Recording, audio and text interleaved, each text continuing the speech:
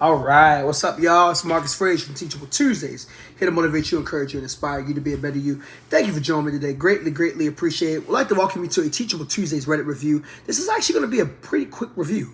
And this review's title is called "I Found Out I Was Being Cheated On at EDC." And there's two reasons why I bring this review up. Number one, because EDC just passed this past weekend in Orlando. If you don't know what EDC is, it's called Electronic Dance Music and Art Festival. It started in 1997. I'm not sure if it was founded in Orlando, but it's been going on in Orlando for quite some time. It's pretty popular. I've always wanted to go, never really had a chance to. But I'm going to read this article. It's very short. And just to show you guys that, hey, no matter what, if somebody wants to cheat, they're going to cheat, right? And that can be anywhere. Now, this article is about 6 years old, but, not too far. It still has some relevancy. And another reason why I brought this up was because I hear all the time on social media that people be like, hey, if you're going to EDC if your partner's going to EDC without you, best believe he or she is cheating. Or, you better go to EDC with your partner to save your relationship, whatever the case may be.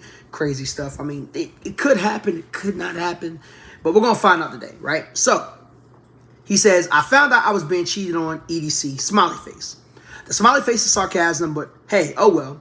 My first time being at EDC, and day one was a bust because of the person I was with. So I'm assuming he was with his girlfriend, right? Give or take. Day two, she realized how much EDC meant to me, being as it's my first time ever coming after dreaming about going since I was 10 years old. She made it work, and I had a seemingly okay time, okay?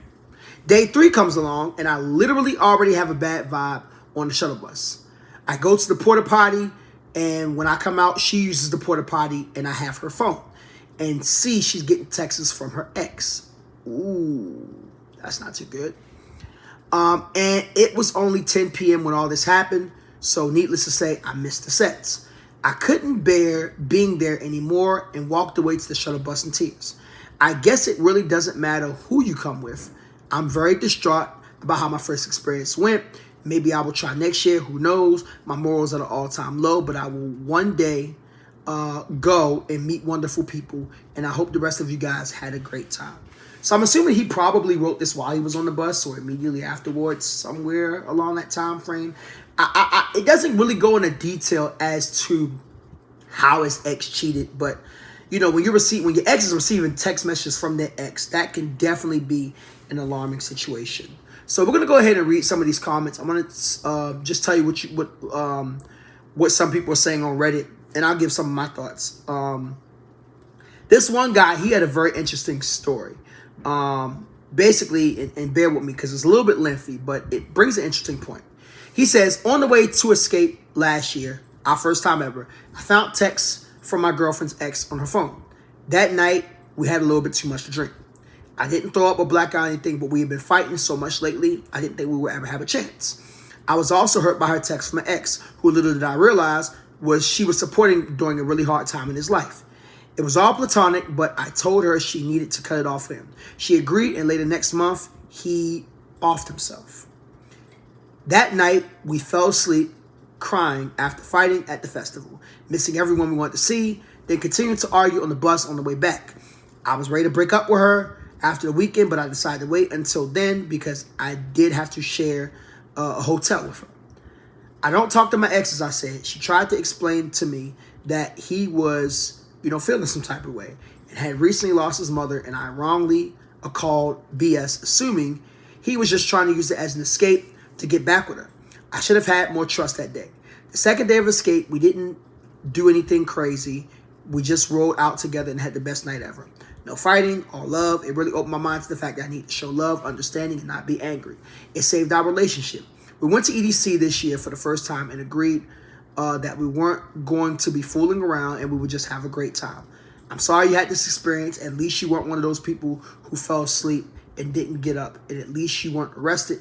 Are you sure things her ex is sending isn't platonic? Now, before I read his response, this was a very tricky situation because, obviously somebody was in a crisis, and maybe, just maybe, he was the only person who she was the only person he could reach out to. And my thoughts and, prayers go to his family, even though this happened many years ago. that's a tough situation to be in. You know what I'm saying? To the point where somebody decides to off themselves. But, this is, one of the exceptions to the rule. A lot of times when someone is communicating with their ex, it's pretty much a glaring red flag, because it's like, you're in a relationship. Why are you communicating with your ex? You know what I'm saying? Unless it's a situation where you guys co-parent or something to that extent, right? Or, an extreme situation. Just my personal thoughts. Let's go ahead and read his response, because his response is actually pretty interesting. He said, "What a deep story. Thank you for sharing, man. It really gets to open my eyes a bit tad. I'm a firefighter back at home, so I'm super empathetic and I can be super understanding. My ex had a traumatic experience with her ex to where she had to get a procedure done. I'll leave it at that. Her reasoning behind texting him was because he was blackmailing her and she needed the $500 she spent the procedure on. This was almost 2 years ago. My thing is, she's very well off. She's the one that paid for everything willingly for my birthday gift, so it leaves me confused. She also knows I'm pretty well off, and in my eyes, I saw it as she just threw our relationship away for $500. The text messages weren't convincing. She sent him a selfie that she had took for me, and it just seemed way too friendly. Ooh, yeah, that's a little too friendly, all right. I didn't buy it. I stuck with her all day at the airport, and it's just nothing but awkward silence. She's next to me as I write this on a plane, and I just can't wait to be back home." Woo, yeah. I'm not going to lie. Compared to what the first guy was saying, that's a little bit spec. I ain't going to hold you. Because if this was a situation that happened 2 years ago, why are you still communicating with your ex? It should be done. Should be done with. So, yeah. Nah, I see why Buddy was feeling the way he felt. Let me move this over. Let's read the response to that. The other guy response says, "The text I saw on my girlfriend's phone was her telling him he's welcome to come stay with her sometime soon. She had sent the text at like 4 a.m. and never mentioned any of the situation to me. She'd always declined his frequent FaceTime calls when I was with her and deleted her text. The lesson I learned was things ain't always what they seem." Now, I'm going to be honest. I get that. But when that's going on, I have a good reason to be pretty suspicious. Just saying. Let's read like 2 more comments. One guy says, "Man, I wish I knew you because I would make you part of my group. Not fair that EDC ended up like that."